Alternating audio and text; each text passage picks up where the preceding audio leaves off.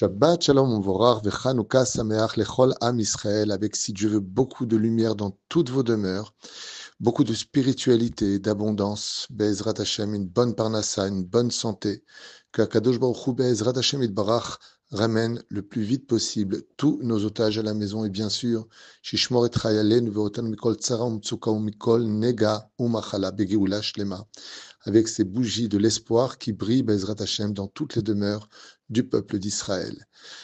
La paracha de Miketz, qui tombe toujours avec Hanouka parce qu'elle vit des parallèles et des enseignements pour toutes les générations, vient en fin de compte aboutir à une réponse finale.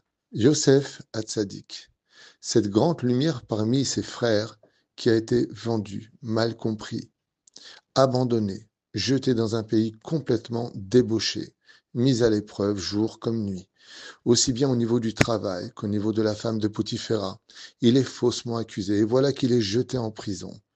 10 années passent et puis enfin un espoir, on s'adresse à lui. On lui demande enfin un conseil, comme si on avait fait attention à son existence.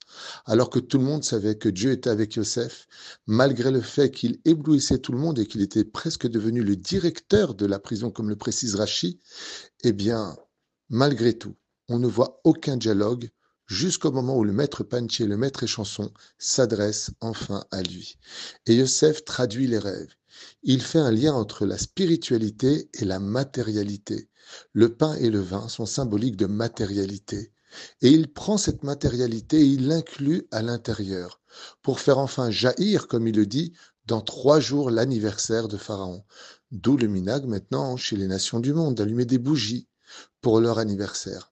Eh bien, il faut savoir que Hanouka, c'est le jour anniversaire des miracles.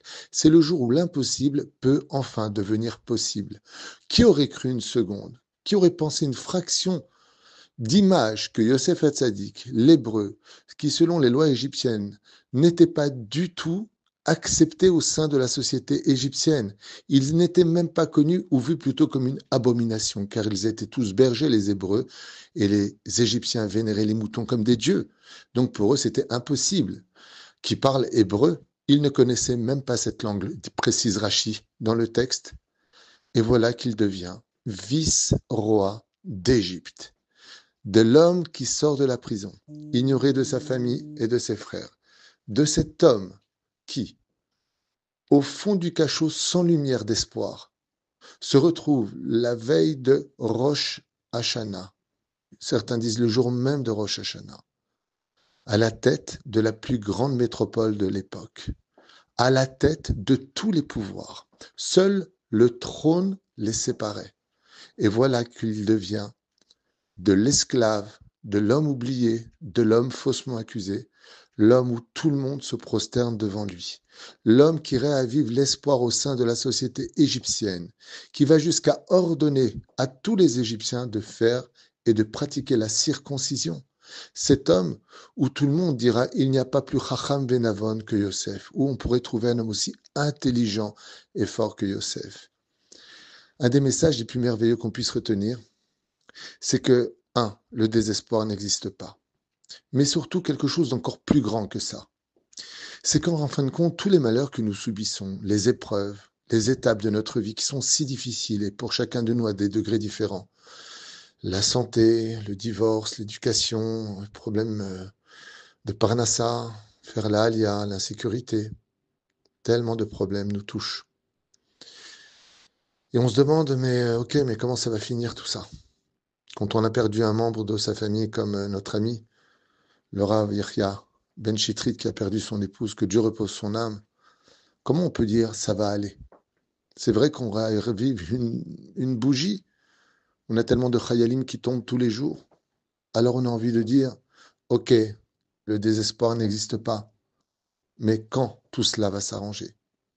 La réponse se trouve dans le temps. Le temps rapporte à l'homme des réponses. Pour cela, il lui faudra s'investir des midot de Yosef, patience et humilité.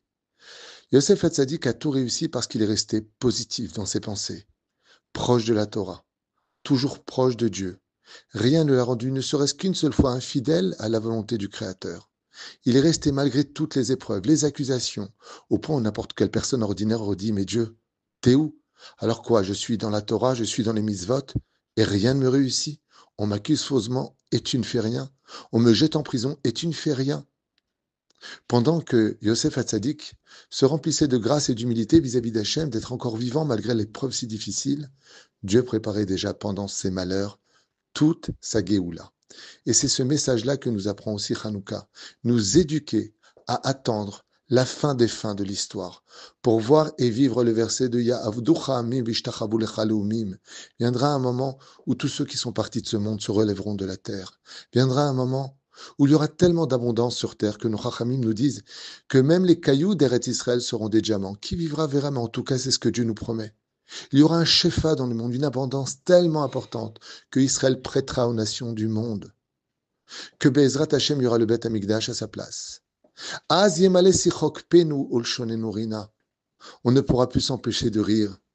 On ne pourra plus s'empêcher de dire Mazal Tov. Les naissances seront nombreuses. Les femmes ne seront plus stériles. Tout le monde trouvera son conjoint.